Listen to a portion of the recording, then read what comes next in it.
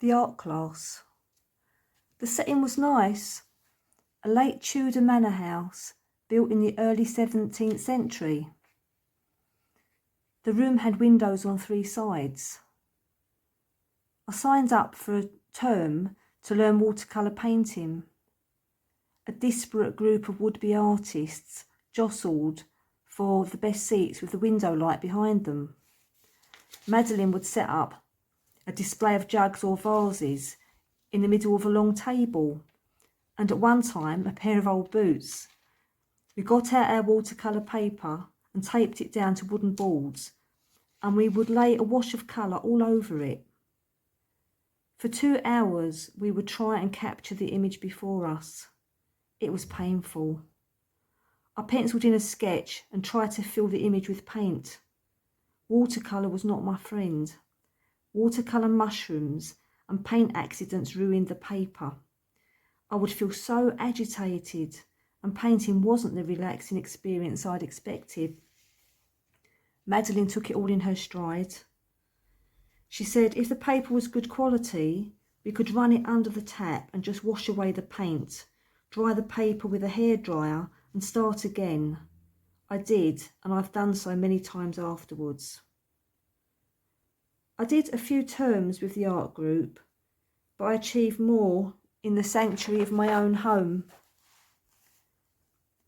Since the watercolour group, I have attended 2 more art groups over 2 decades, and they have all been very traditional in their approach. Their aim seemed to be, to achieve realism or a photorealistic artwork. And I have nothing against people that want to do this, but to recreate something in front of me or to replicate it just bores me rigid. I want to express what I feel and not just what I see. One art group had a relaxed approach to painting, but there was no life in the group. It was a case of paint what you like, and people would search for images on their phone or in books to copy. We worked silently and got told off if we chatted during a 10-minute break. I wouldn't mind, but most of the people were retired and I felt like I was back at school. My dream art class would be with people who have aspirations and a passion for making art, people who live and breathe art. We would share our art heroes, discuss our favourite art materials. We would listen to classical music or bossa nova and stuff to make you sway and have a bit of a dance. We could eat tasty food and share wine and stories late into the night. In reality, I sit alone at a wooden table with a window view. I play a podcast or listen to something in my playlist.